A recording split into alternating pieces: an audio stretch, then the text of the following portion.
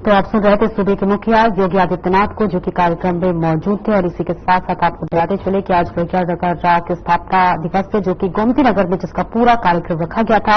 और इस कार्यक्रम में मुख्यमंत्री योगी आदित्यनाथ की मौजूदगी थी, जो कि तमाम बातों का जिक्र कर रहे थे, प्रदेश को उत्तर प्रदेश बनाने का जिक्र कर रहे थे। और इसी के साथ साथ ये तस्वीरें हम आपको दिखा रहे थे लखनऊ से, जहां पर योगी आदित्यनाथ कार्यक्रम में शिरकत थे। और इसी के साथ साथ तमाम कार्यकर्ता और तमाम नेता भी इस कार्यक्रम में शिरकत थे, जो कि योगी आदित्यनाथ जनसमूह को संबोधित कर रहे थे। और चलिए खबरों में आगे बढ़ते हैं, जहां पर नई दिल्ली में राजभाषा विभाग 15 सितंबर 2024 को चतुर्थ अखिल भारतीय राजभाषा सम्मेलन का आयोजन कर रहा है, जिसको लेकर राजभाषा विभाग ने प्रेस कॉन्फ्रेंस किया। आपको बता दें कि केंद्रीय गृह मंत्री एवं सहकारिता मंत्री अमित शाह कार्यक्रम के उद्घाटन सत्र को संबोधित करेंगे।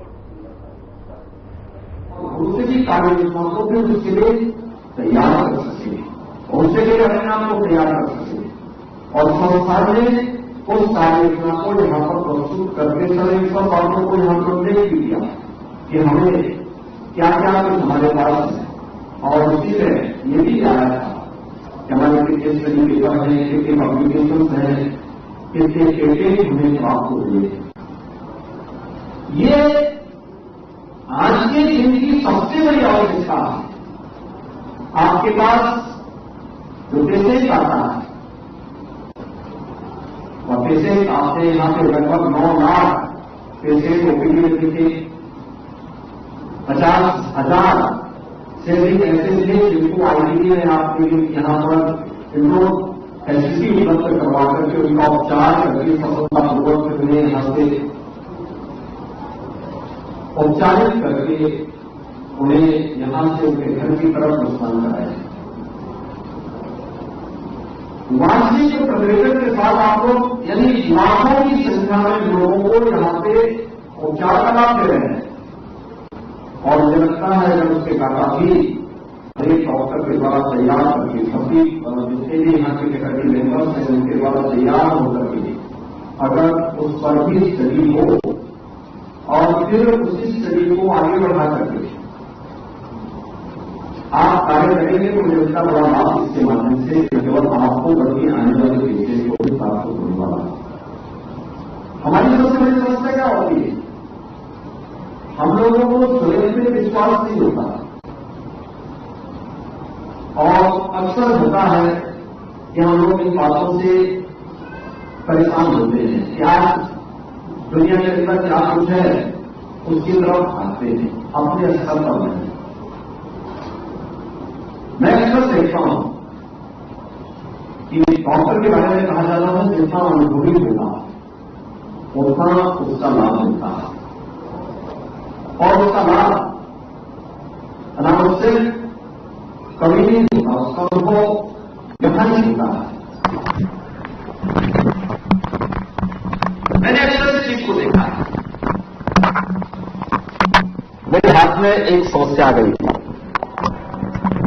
मैं प्रेस में एक संस्थान में जाके 2 वर्ष पहले ऑपरेशन कराया, फिर से समस्या खड़ी हो गई। मैं अचानक गत सप्ताह गोरखपुर गया था। एक डॉक्टर मुझसे मिलने के लिए आए। उन्होंने कहा आपके हाथ में पट्टी मुझे अच्छी नहीं लगती है, अगर आप थोड़ा सा मुझे बताएंगे तो मैं इसको देख लूं। वो बेचारा चुपचाप अपने जेब में एक इंजेक्शन भी लेके आया था। मैंने कहा यार देखो इंजेक्शन तो नहीं लगाऊंगा, आपको देखना है तो वैसे देख लो। और मैंने कहा मैंने बड़े बड़े डॉक्टर को दिखाए हैं, अब एक सामान्य डॉक्टर हैं। उसने कहा नहीं मैं केवल देखूंगा, करूंगा वही जो आप बोलेंगे। उन्होंने कहा देखो ये कुछ भी नहीं है, ये कुछ भी नहीं है, बल्कि हमारे डिप्टी सीएम ब्रजेश पाठक जी एक दिन देख रहे थे, उन्होंने दवाई, उन्होंने कहा इसमें पेन तो नहीं हो रहा है। मैंने कहा पेन तो नहीं हो रहा है। और आप सबका प्रेस वार्ता में स्वागत है। ठीक करवा देता हूं। जैसा कि आप सब लोग जानते हैं 14 सितंबर को हर वर्ष हम हिंदी दिवस के रूप में मनाते हैं और इस साल का 14 सितंबर हम सबके लिए काफी महत्वपूर्ण है, क्योंकि हिंदी को राजभाषा बने कल 75 साल हो रहे हैं और राजभाषा विभाग इस उपलक्ष्य में एक हीरक जयंती समारोह मना रहा है और चौथा अखिल भारतीय राजभाषा सम्मेलन आयोजित कर रहा है। इसके बारे में और विस्तृत जानकारी देने के लिए मंच पर मेरे साथ उपस्थित है राजभाषा विभाग की सचिव श्रीमती अंशुली आर्य और राजभाषा विभाग में संयुक्त सचिव श्रीमती डॉक्टर मीनाक्षी जैन। उन्होंने मेरा हाथ तो मैडम मैं आपसे अनुरोध करूंगा नहीं है ये अनावश्यक ऑपरेशन के चक्कर में आप माननीय प्रधानमंत्री जी की प्रेरणा और माननीय गृह एवं सहकारिता मंत्री जी के प्रभावी नेतृत्व में राजभाषा विभाग गृह मंत्रालय यही स्टडी है इस वर्ष का यही राजभाषा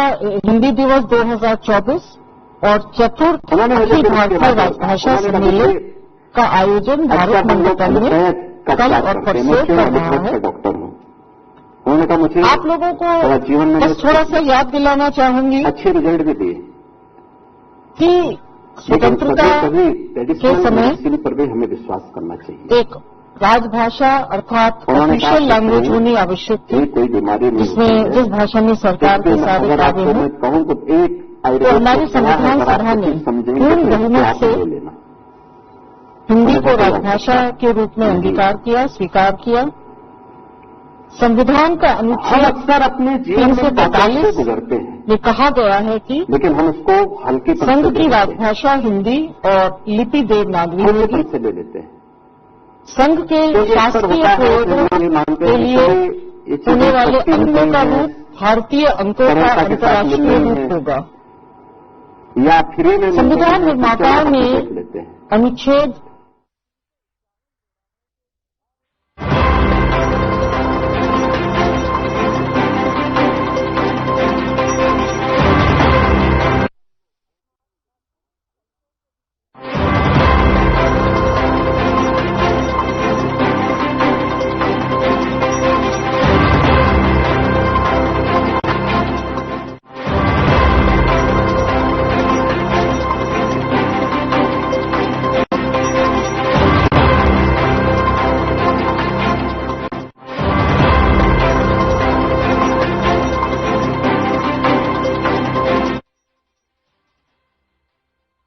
अनुसूची में दिए गए भाषाओं के प्रयुक्त रूप, शैली और पदों को आत्मसात करते हुए, यानी कि जो हमारी भाषाएं हैं, क्षेत्रीय भाषाएं हैं, उनको भी आत्मसात करते हुए जहां आवश्यक हो वहां उसके शब्द भंडार के लिए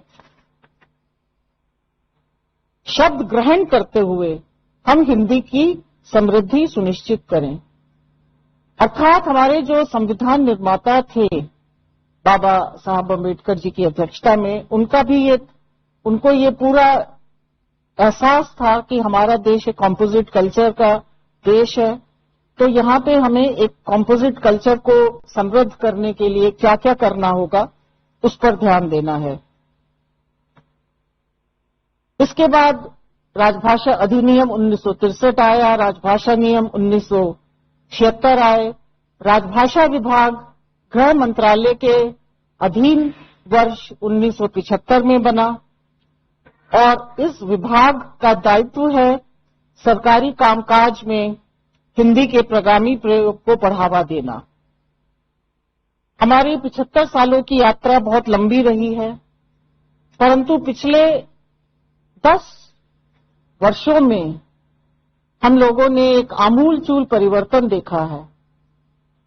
माननीय प्रधानमंत्री जी ने जो हमें 5 प्रण का लक्ष्य दिया और उसमें 2 प्रमुख रहे हैं, हमारी अपनी विरासत पर गर्व और गुलामी के चिन्हों से मुक्ति। इन्होंने हमारे मानो सोच को ही बदल दिया है। हम अपनी संस्कृति की